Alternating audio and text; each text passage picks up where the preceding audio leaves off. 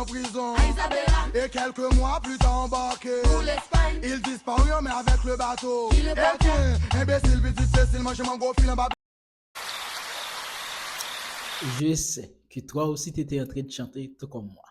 Mais connaissez-vous vraiment son histoire? Donnez-moi 60 secondes. Avant de devenir République d'Haïti et République dominicaine, l'île d'Hispaniola était divisée en 5 caciques et Kaonabo était chef de l'un de ces caciques nommé Magwan. Kaonabo était reconnu auprès des autres chefs comme un chef intelligent, fort et très combatif.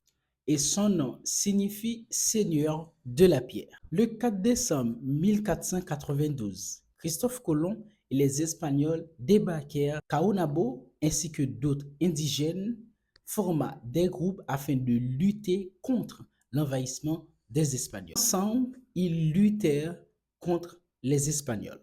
Il y eut plusieurs attaques, mais il y a principalement l'attaque contre le fort de la Nativité.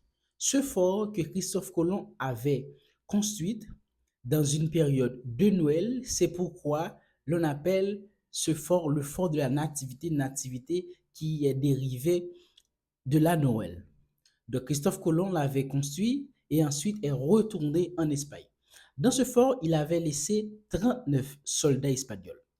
Kaonabo ainsi que les indigènes ont pris d'assaut le fort, tué tous les 39 Espagnols présents et y ont mis le feu. À leur retour, parmi les hommes de Christophe Colomb, il y avait un commandant appelé Alonso de la Hoa, qui lui était fatigué de tous les assauts du comportement de Kaonabo. De ce fait, il a décidé de piéger Kaonabo en mettant sur pied un stratagème. Il décida d'offrir à Kaonabo plusieurs bijoux.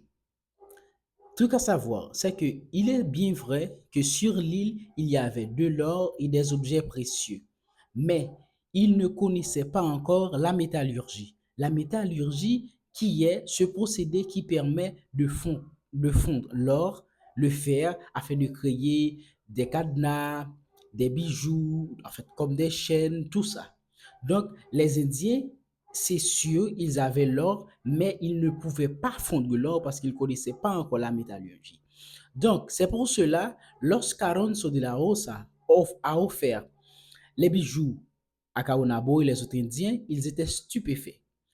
Et à cet instant-là, les Espagnols, ils profitèrent de ce moment, capturèrent Kaonabo. Pour avoir capturé Kaonabo, ils l'emmenèrent à Isabela, cette ville que Christophe Colomb avait construite.